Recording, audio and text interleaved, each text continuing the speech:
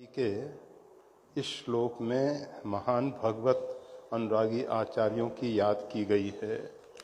श्लोक श्री विष्णु श्रवणे परीक्षित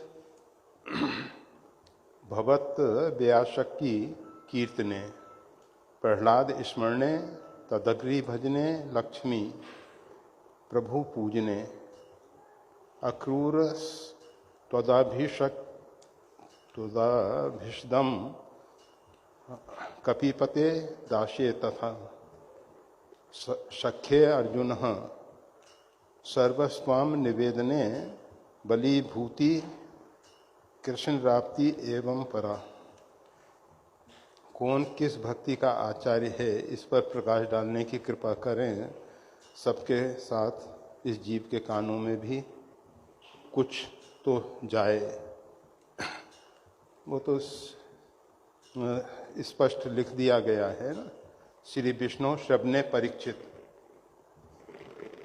जो श्रवणम कीर्तनम इत्यादि जो नवधा भक्ति है उसके अनुसार परीक्षित भगवत चरितामृत, भगवत कथामृत, भगवत कथा सुन के आत्मकल्याण की प्राप्ति किए।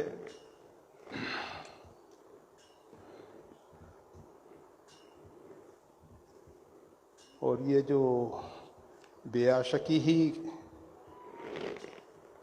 भगवान वेद व्यास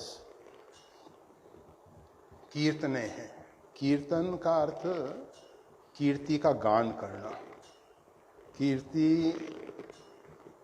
भगवान वेद व्यास ने 18 पुराणों में भगवान की कीर्ति का विशेष रूप से गान किया है।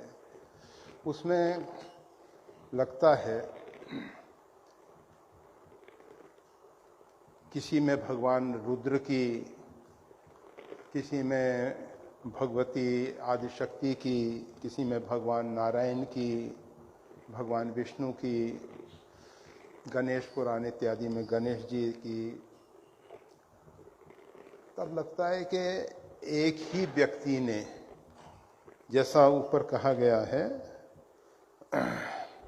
भगवान नारायण की, भगवान विष्णु की नवधा भक्ति और भगवान वेद व्यास जो हैं, ये भिन्न भिन्न पुराणों में भिन्न भिन्न नारायण के रूप हैं। अनेक रूप रूपाए विष्णवे प्रभु विष्णवे, परमात्मा के अनेक रूप हैं।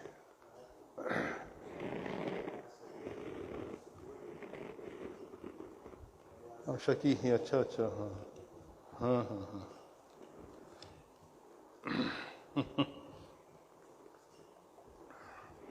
व्यास जी के पुत्र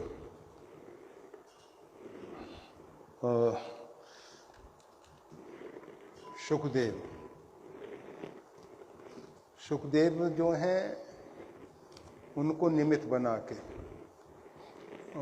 श्रीमद् भागवत का सप्ताह जो है परीक्षित जी को सुनाया गया। और वैसे जो कहा जा रहा था कि भगवान वेद व्यास, उन्होंने 18 पुराण में भगवान की कीर्ति का ही गान किया है। भगवान की कीर्ति का गान किया है तो भगवान के ये जितने भी अनेक नाम रूप पुराणों के माध्यम से देखने को मिलते हैं, इसमें समझ लेना चाहिए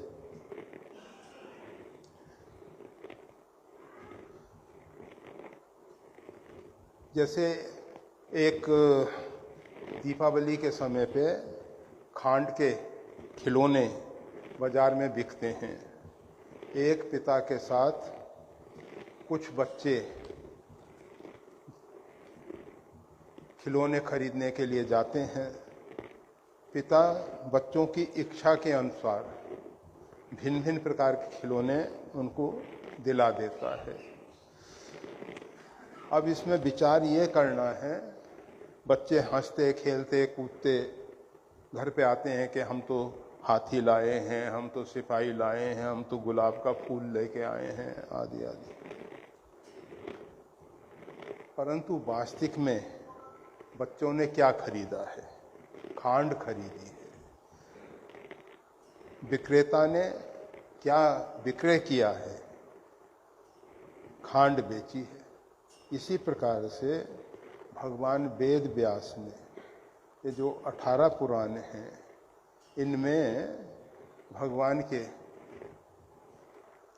भिन्न भिन्न नाम रूप में भिन्न भिन्न प्रकार के भक्तों के लिए, क्योंकि हर एक व्यक्ति की बुद्धि और संस्कार भिन्न भिन्न प्रकार के हैं। अभी वर्तमान में हम जो आप सबके बीच में हैं, आप सब जो यहाँ उपस्थित हैं, इससे पूर्व जन्मों में अनेक अनेक रूप में आप सब ने उपासना की है, कर रहे हैं।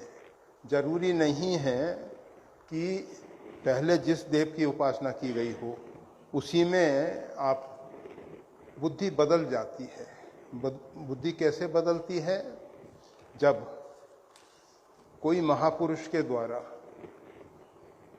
परमात्मा के जो भिन्न भिन्न नाम रूप के विषय में उनकी चर्चा की जाती है।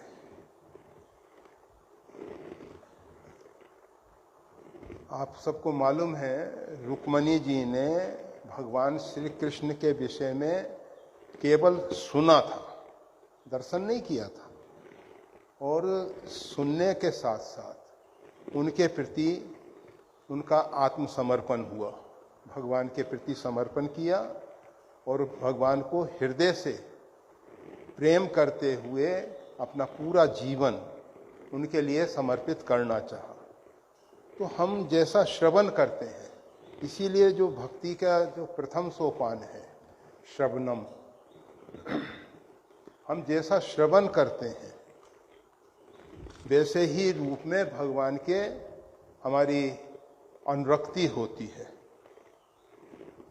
नारद भक्ति सूत्र में भक्ति का जो स्वरूप है स तस्मिन परम प्रेम रूपा, परंतु महर्षि जो सांडिल्य है सा परा अनुरक्ति, भगवान में अनुरक्ति ही भक्ति है। तो हम जैसे स्वरूप का श्रवण करते हैं फिर वैसा ही हमारा चिंतन होने लग जाता है, और जैसा फिर चिंतन होने लग जाता है तो वैसे ही रूप में कभी कभी ऐसा भी होता है कि त्रिभुवन गुरु भगवान शिव जब नरसिंह मेहता ने निवेदन किया कि प्रभु आपको जो सबसे अधिक प्रिय हो वही तत्व हमको प्रदान करें,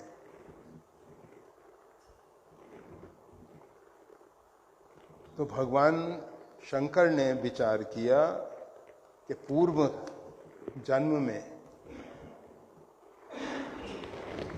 राजा मुचकुंद के रूप में इन्होंने भगवान श्री कृष्ण की भक्ति की है। इसलिए नरसिंह मेहता को भगवान श्री कृष्ण की रास लीला में प्रवेश कराया गया। जो भगवान की परम रहस्यमयी लीलाएं हैं, ऊपर से जो कुछ दिखाई देता है उसके अंदर जो कुछ अन्य रहस्य छिपा हुआ है उसको कहते हैं रास लीला।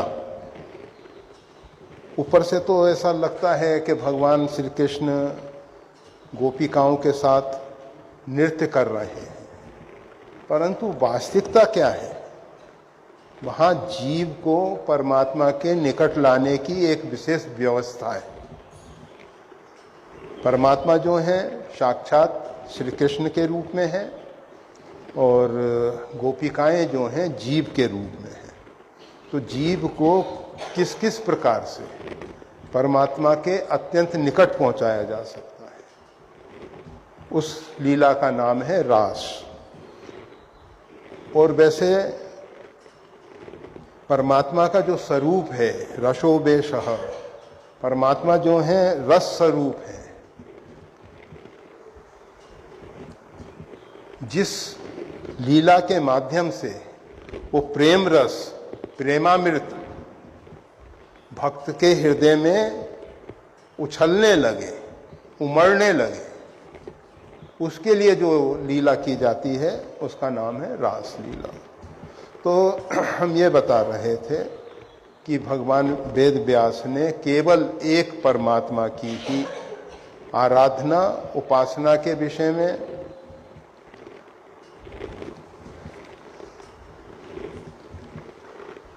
जीव को आगे बढ़ने के लिए ये सब 18 पुराण दिए हैं।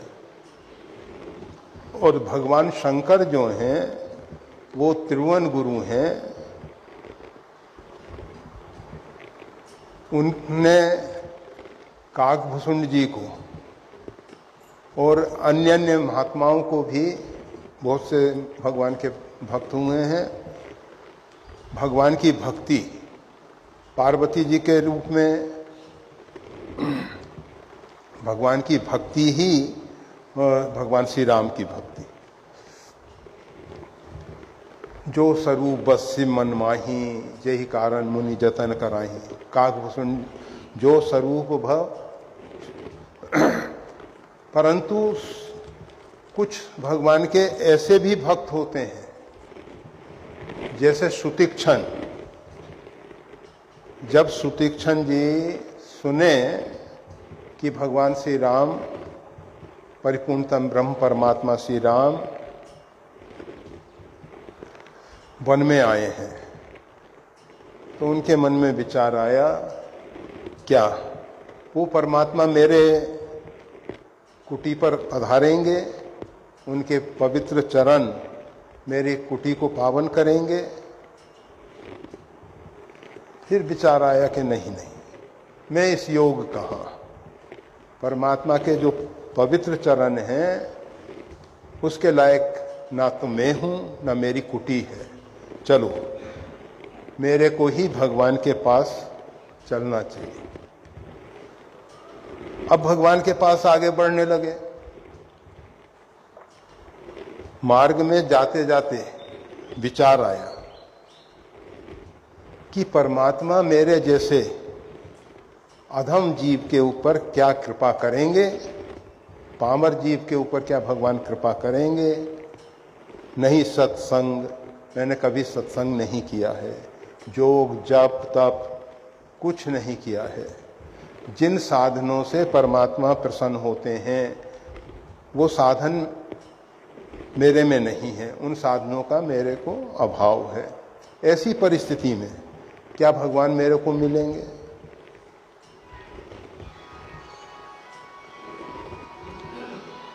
सब प्रकार से जब उन्होंने देखा कि मैं किसी भी लायक नहीं, कोई भी योग्यता मेरे अंदर नहीं कि मैं भगवान के पास पहुंच सकूं, तब उनको एक आशा की किरण दिखाई दी। एक बानी करुणा निधान की, सो प्रिय जाके गति ना आने की।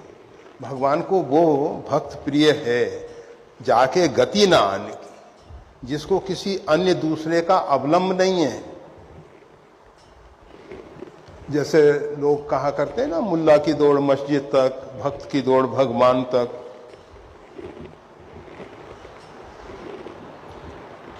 जिस भक्त को अपने आराध्य के अतिरिक्त कुछ दूसरा दिखाई ही नहीं देता है, तो बस अब तो उनके मन में आशा जाग गई, भगवान मेरे को अवश्य मिलेंगे। और वो नृत्य करते हुए भगवान के स्वरूप में स्थित हो गए। और जब भगवान के स्वरूप का साक्षात्कार ध्यान में हुआ तो मुनि मग माज अचल हुई बेसा, मार्ग में ही वो निश्चल होके बैठ गए।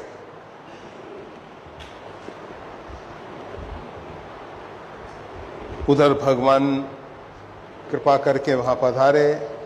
मुनि राम बहु भांति जगावा, साक्षात जिनका वो अंदर ध्यान में दर्शन कर रहे हैं वही भगवान श्री राम उनको अनेक प्रकार से ध्यान से उठाने की कोशिश कर रहे हैं। जाग न ध्यान जनित सुख पावा, परंतु वो ध्यान का आनंद इतना मिला उनको कि वो उससे बाहर नहीं आना चाहते।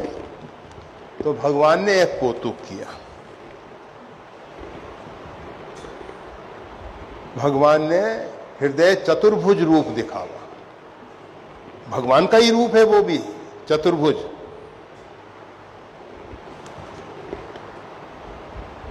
भारत में नर्मदा कुंड के पास मांडवगढ़ है। मांडवगढ़ में चतुर्भुज नारायण है, चतुर्भुज राम है। कहो कि ये चतुर्भुज नारायण है या राम है। धनुष मान लिए हैं, लक्ष्मण जी साथ में हैं, भगवती सीता साथ में है, तो चतुर्भुज राम हैं वो। ये हमने अपने जीवन में एक ही जगह देखे हैं और तो कहीं अन्य स्थानों पे हों चतुर्भुज राम। वैसे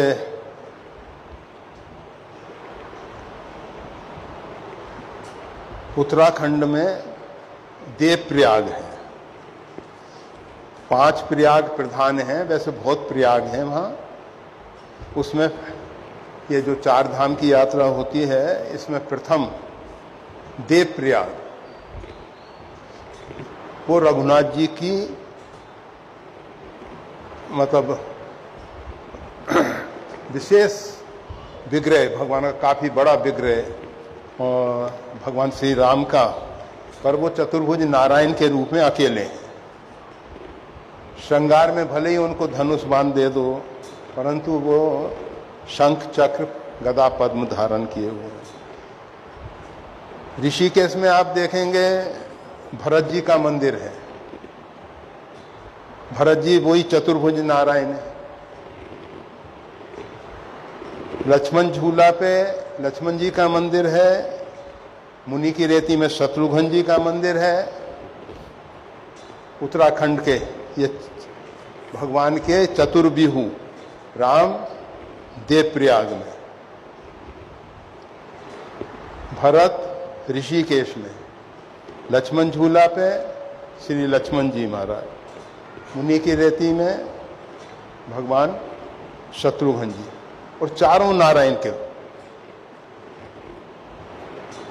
परंतु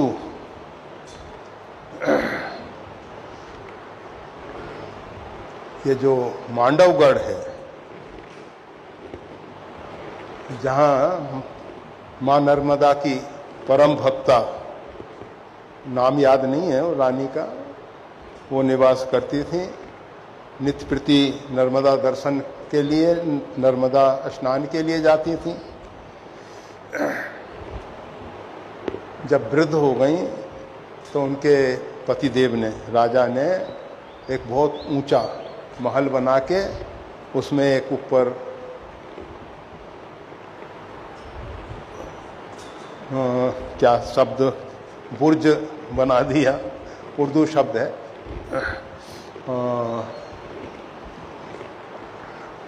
और वहाँ से नर्मदा जी का दर्शन होने लगा। परंतु रानी को संतोष नहीं हुआ। रानी ने कहा कि भगवान कृपा करें, माँ नर्मदा का स्नान के बिना संतोष नहीं होता है। तो नर्मदा मैया एक कुंड में आ गई। रानी को तो विश्वास रहा, परंतु अन्य लोगों के मन में हुआ कि पता नहीं ये नर्मदा जी हैं या नहीं है। तो भगवान और नर्मदा मैया ने एक लीला रची। एक साधु बाबा उस कुंड में स्नान के लिए उतरे। हाथ में उनके पास धातु पात्र, जल पात्र, कमंडल, वो उसको लेके उतरे। कमंडल उनके हाथ से छूट गया और छूटने के बाद नर्मदा की जो बड़ी धारा है उसमें निकला वो, और वहां एक साधु स्नान कर रहे थे, उनके हाथ में वो कमंडल आया और वो भी नर्मदा की परिक्रमा कर रहे थे, और उस कमंडल को लेके वो नर्मदा कुंड मांडवगढ़ पे आए। तो वो साधु पहचान लिए कि ये तो कमंडल मेरा है भाई, इस प्रकार। तो लोगों को प्रमाण मिल गया कि हाँ, यहाँ और वहाँ का जल एक है, दो नहीं है, जुड़ी हुई है नदी। तो कहने का मतलब ये है कि वहाँ चतुर्भुज राम, धनुष मान लिए हुए राम हैं, 4 भुजा वाले राम जी हैं,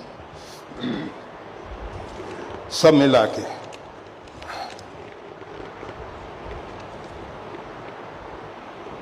कभी कभी लगता है कि भक्त जो हैं भगवान के एक स्वरूप में निष्ठा रखें तो ज़्यादा अच्छा है, ज़्यादा अच्छा है।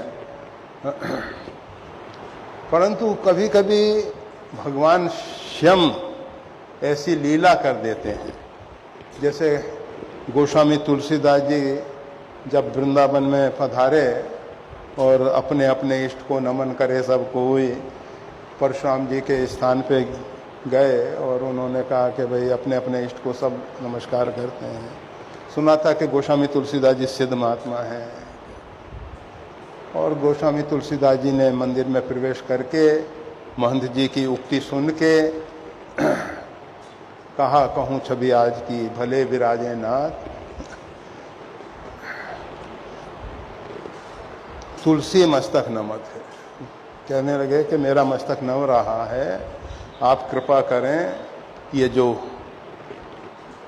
महंत हैं इनकी बुद्धि को सही स्वरूप दिखाई दे जाए, तो कित मुरली, कित चंद्रिका, कित गोपियन के साथ अपने जन के कार्य से कृष्ण भय रघुनाथ। तो वैसे गोस्वामी तुलसीदास जी कृष्ण गीतावली में कृष्ण चरित लिखते हैं, सूरदास जी सूर रामायण लिखते हैं। मतलब ये जो ऊंची कक्षा के भक्त हैं, ये भगवान के राम कृष्ण इत्यादि रूप में भेद नहीं रखते हैं, और कभी कभी कहना पड़ता है।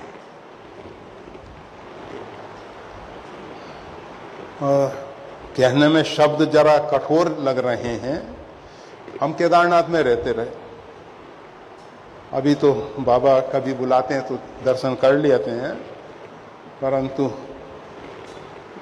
लंबे समय नहीं रह पाते। तो एक महेंद्रपुरी जी महात्मा थे, उन्होंने एक लंबी दोखी दे दी थी। मतलब बकरी और भेड़ के ऊन से बना हुआ एक वस्त्र जिस पे बर्फ इत्यादि का असर नहीं होता है, उस पे बर्फ झाड़ दो, अंदर पानी प्रवेश नहीं करता है, तो वो दोखी हम पहन रहे। और आश्रम पे कुछ कुत्ते जो भेड़ बकरियों वालों के, तो वो आश्रम का टुकड़ा पाते, तो साधु महात्माओं को तो देख के वो पूंछ हिलाते थे, और कोई दूसरा व्यक्ति आता था तो भौंकते थे। तो हमको देखा उस वेश में, तो भौंकता हुआ दौड़ता हुआ आया, परंतु पास में आके पहचान गया। तो हम कहना ये चाहते थे,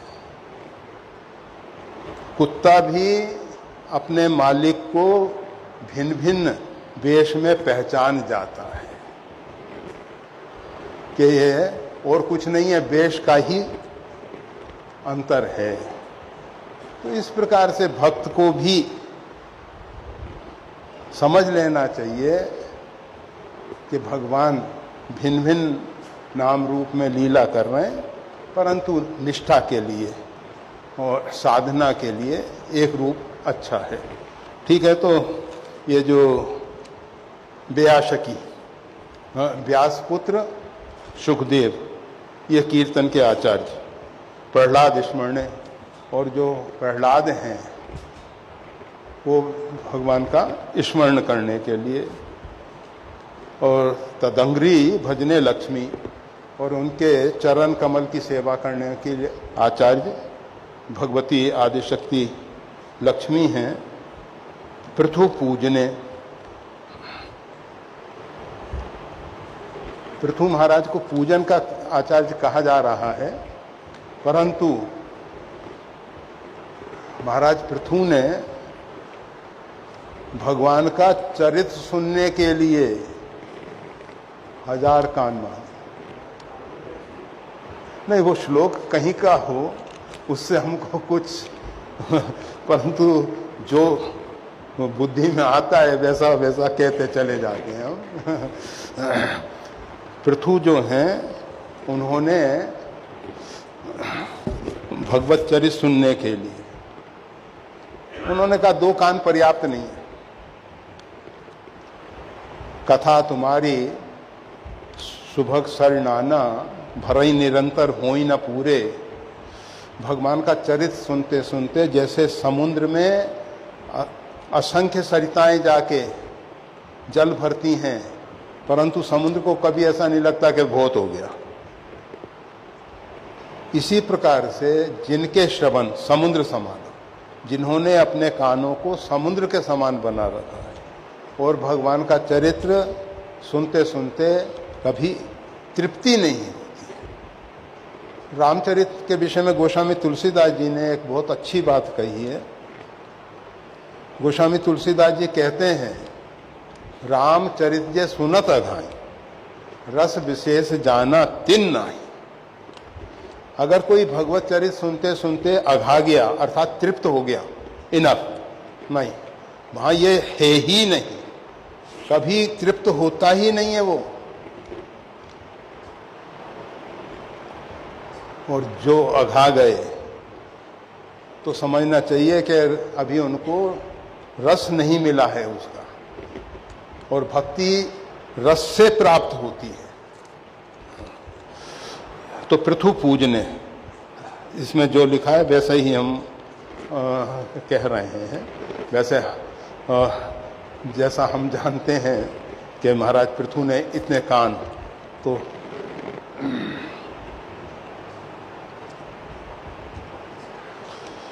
अक्रूर, हाँ,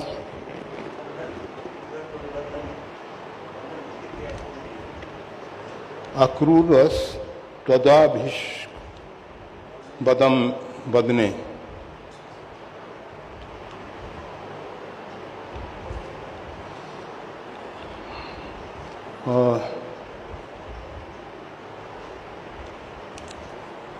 अक्रूर जी जो हैं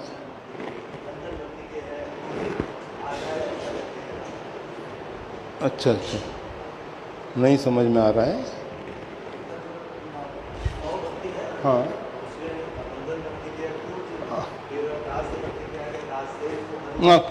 हाँ, वो तो ठीक है, ठीक है।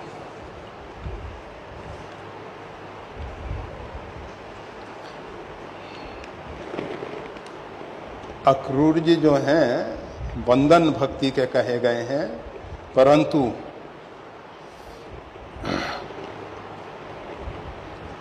किस प्रकार से उन्होंने बंधन भक्ति का आचार्यत्व किया वो बात जरा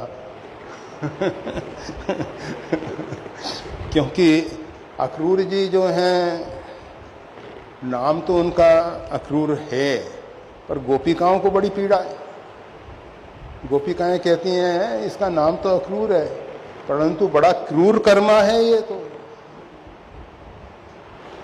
कंस तो वहां बैठा हुआ है और ये हमारे आराध्य, हमारे प्रियतम को, हमारे प्रेमास्पद को हमसे छीन के ले जा रहा है। क्रूर कर्मा है ये।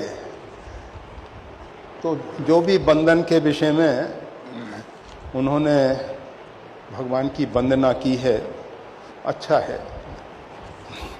जैसे पृथु के विषय में, पूजन के विषय में भी हमने कहा ठीक है, अच्छा है, चलेगा। और ये तो कपिपते दास, ये तो बिल्कुल स्पष्ट है ही। दासनपति हनुमान, कौन नहीं जानत है जग में दासनपति हनुमान। दास में तो सबसे आगे अग्रगण्य श्री हनुमान जी महाराज हैं। ऐसा दास जो भगवान का सानिध्य छोड़ के, जब भगवान श्री राम अपने दिव्य धाम साकेत जा रहे थे, साकेत पधार रहे थे,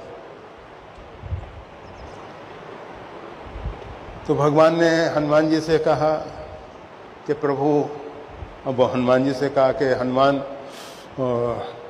आप भी साथ में चलो। उन्होंने कहा कि प्रभु, भूमंडल पे आपके भक्त अपने प्रारब्ध अनुसार कभी कभी यदा कदा दुखी होंगे, और वो दुख में आर्त भक्त हैं, भगवान को पुकारेंगे, और भगवान जो हैं अर्थात साकेताधीश भगवान श्री राम, आपको वहां से फिर यहाँ का सोचना पड़ेगा।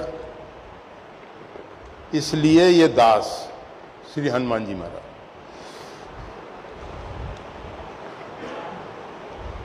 पृथ्वी पे रह के, जब तक आपका नाम और चरित्र इस पृथ्वी पे है, तब तक इस पृथ्वी पे निवास करें। और आज भी हनुमान जी महाराज यत्र यत्र रघुनाथ कीर्तनम, जहाँ जहाँ रघुनाथ जी की कीर्ति का गान होता है, वहाँ वहाँ उपस्थित होके भागवत चरित्र श्रवण करते हैं। अभी तक उनको तृप्ति नहीं हुई है, कितने समय से सुनते चले आ रहे हैं, और संकट मोचन के रूप में सब जानते हैं। और हम तो हमेशा कहा करते हैं, हनुमान जी का नाम है मारुति, रो मत। किसी के आंसू नहीं देख सकते हनुमान जी महाराज, किसी को रोता हुआ नहीं देख सकते। उनके द्वार पे रोते हुए आते हैं और प्रसन्नचित होके जाते हैं।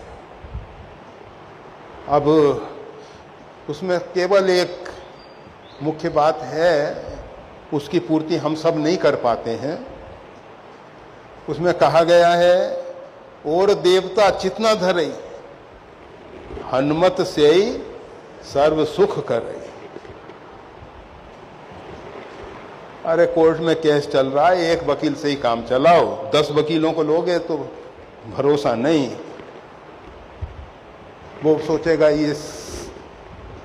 ये देखेगा, वो सोचेगा ये देखेगा, वो सोचेगा ये देखेगा। इसी प्रकार एक और देवता चितना धरे, हनुमत से ही, केवल हनुमान जी का जाके गति है हनुमान की। तो हनुमान जी महाराज जैसा दास, मतलब भगवान की सेवा के लिए, भगवान का सानिध्य का सुख, भगवान की चरण सेवा, क्योंकि हनुमान जी महाराज भगवान के चरणों में बैठ के उनकी सेवा भी करते हैं, और वो छोड़ के पृथ्वी पे रह के राम भक्तों के कष्ट दूर कर रहे हैं। वो ऐसे भगवान के दास हैं, और इसलिए दास भक्ति के आचार्य तो हनुमान जी ही हैं। इस विषय में मन में कुछ उनकी छवि जो है हमारे मन में साफ थे, सख्य अर्जुन है, और सख्य भक्ति में अर्जुन। परंतु हमेशा हम कहते आ रहे हैं, अर्जुन जो है जब भगवान के विराट रूप को देखते हैं,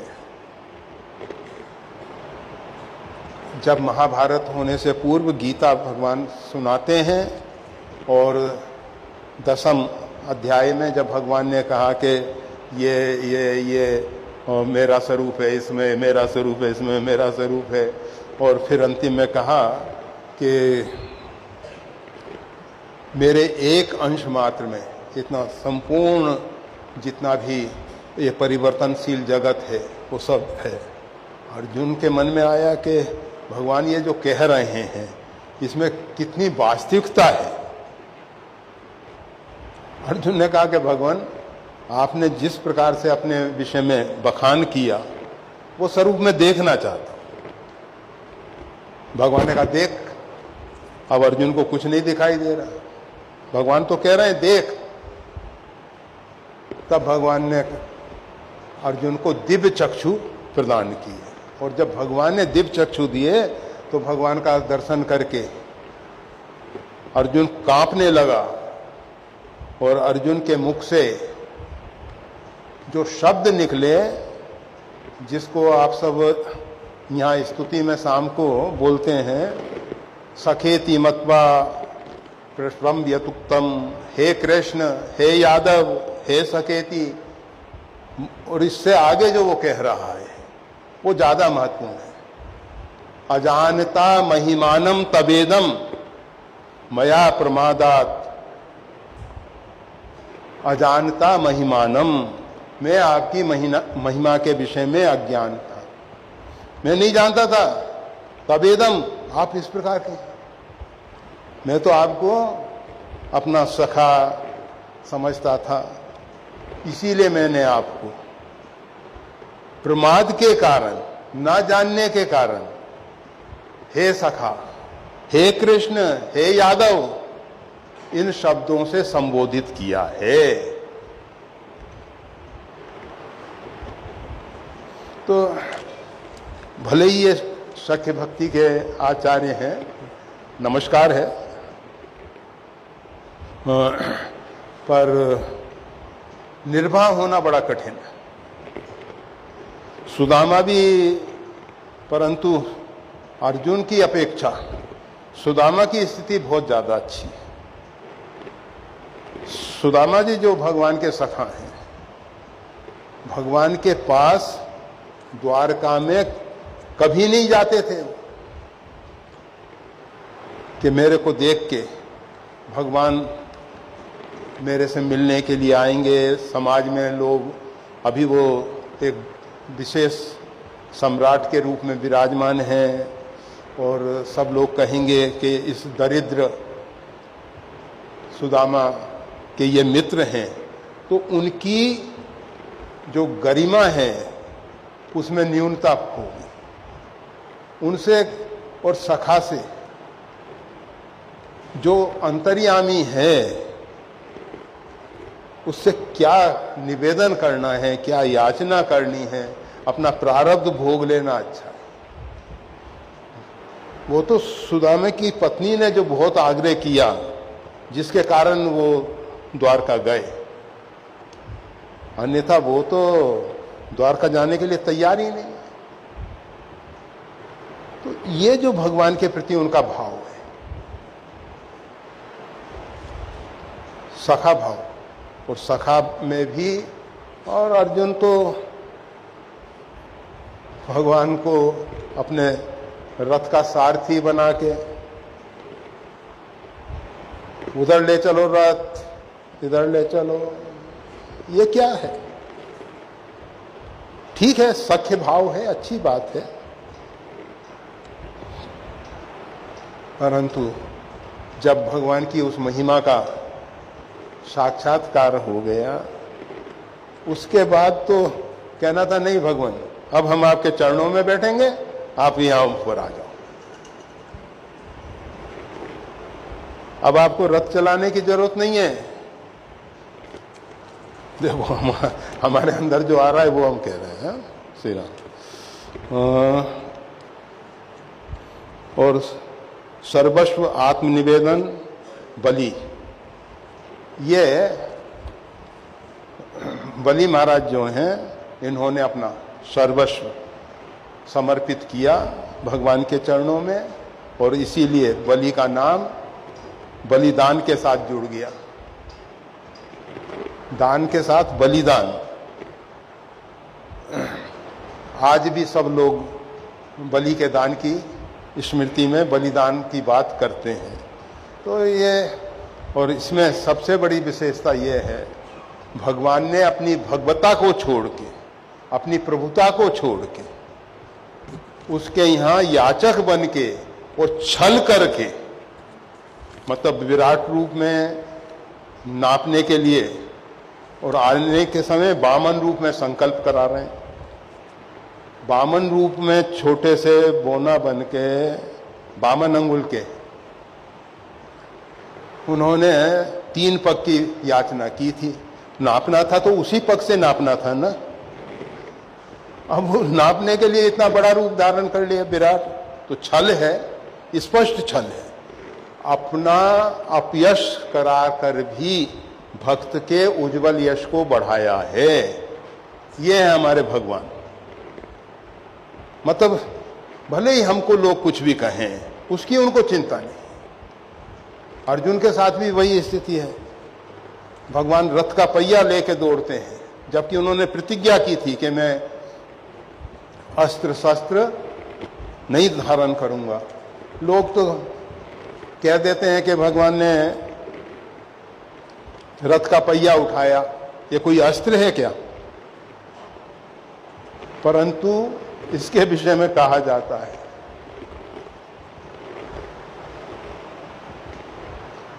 अर्जुन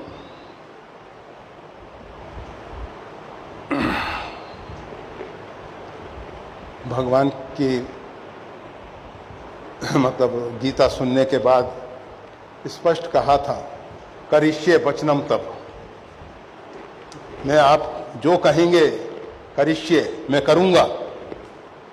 परंतु भूल गए और भगवान को रथ का पहिया, एक बार चाबुक लेके दौड़े, एक बार रथ का पहिया, 2 बार दौड़े हैं भगवान, 2। फिर भी जो भगवान के भक्त हैं वो तो कहते हैं नहीं नहीं, भगवान अपनी प्रतिज्ञा भंग कर ही नहीं सकते। रथ का पहिया कोई अस्त्र थोड़ी होता है, और रथ का पहिया ही अस्त्र था। कैसे था?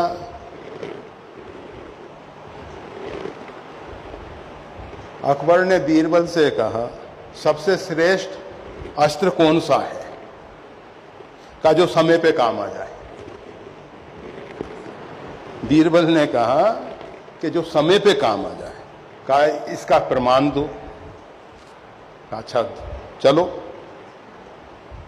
आज वन में वनभोज हो जाए। वनभोज के लिए पधारे। अब बादशाह का तो राजसी भोजन बनने लगा। बीरबल ब्राह्मण, उसने अपना भोजन अलग, वो कंडे जलाए और बाटी बनाई। बाटी बना के अब एक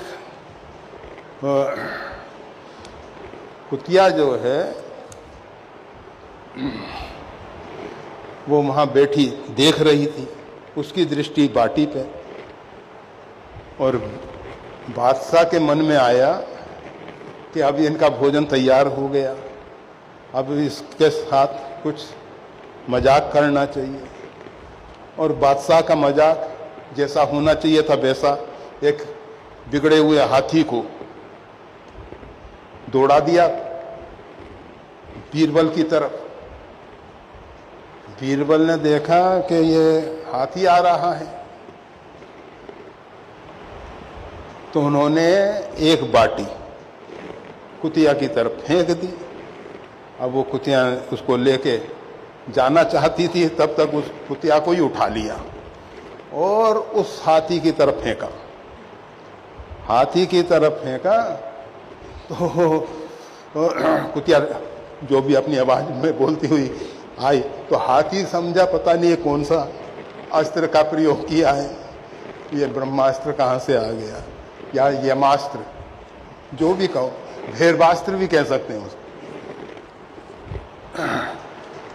भैरव जी का वाहन कुत्ता है, इसलिए तो वो भैरवास्त्र से भयभीत हो गए। हाथी पीछे चिंघाड़ते हुए भागा।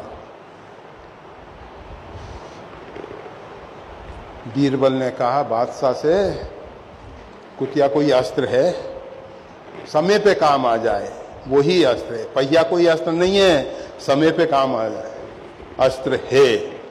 ठीक है, जो भी है, समय तो बहुत हो चुका है। बलि और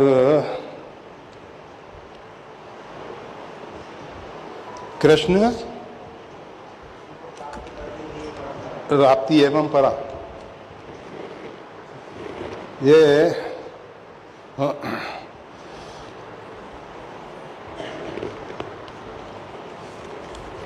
जो भी भक्ति हैं, हम इसमें परा अपरा नहीं, भगवान की भक्ति है और भक्ति अपने आप में पूर्ण है।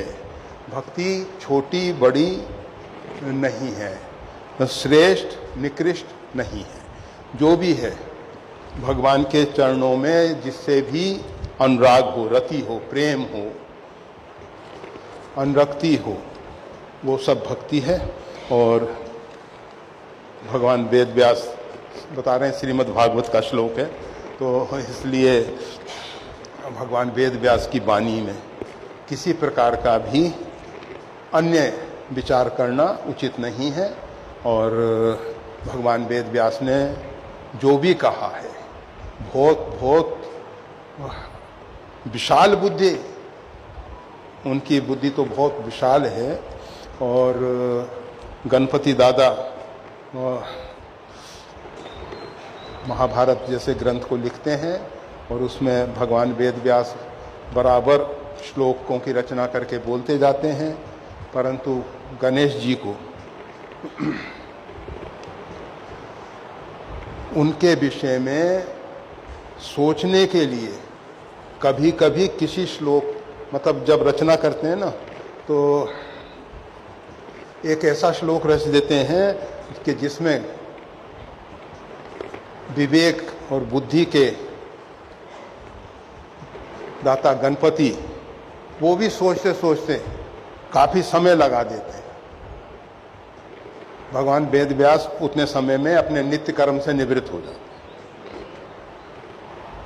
उन्होंने कहा था कि जब आप लिखेंगे तो सोच के लिखेंगे। और अब भगवान वेद व्यास को संध्या उपासना करनी है, अपना स्नान इत्यादि करना है, तो एक ऐसा श्लोक बोल देते थे जिसका वो विचार करते करते करते गणपति दादा को बहुत समय लग जाता था। और उतने समय में तो बस भगवान भक्ति के अधीन है। और जहाँ भक्ति है वहाँ, वैसे भगवान को भक्ति भी प्रिय है और भक्त भी प्रिय है।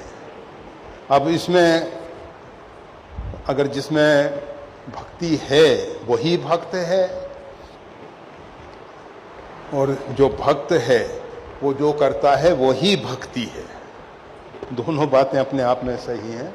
और बस जिस भी प्रकार से हो सके भगवान के चरणों में अनुराग हो, अनुरक्ति हो, प्रेम हो, बस वही भक्ति है। और बस लगे रहो। जय श्री राम।